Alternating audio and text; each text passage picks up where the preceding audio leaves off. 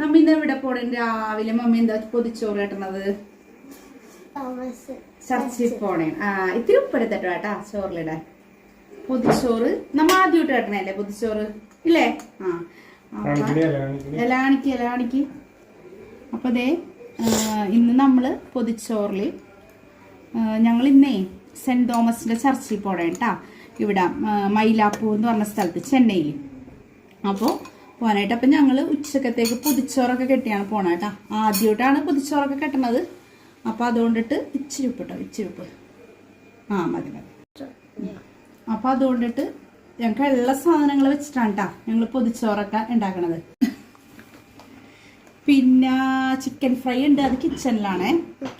പിന്നെ ഇത് എഴുതിയിട്ടുണ്ട് മുട്ട വറുത്തതില്ലേ, മുട്ട പൊരിച്ചത്.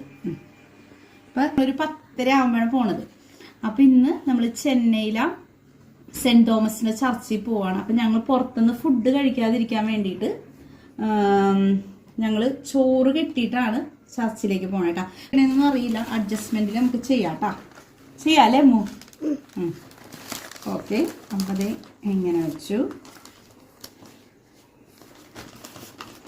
രണ്ടാമത് എങ്ങനെ വെച്ചു,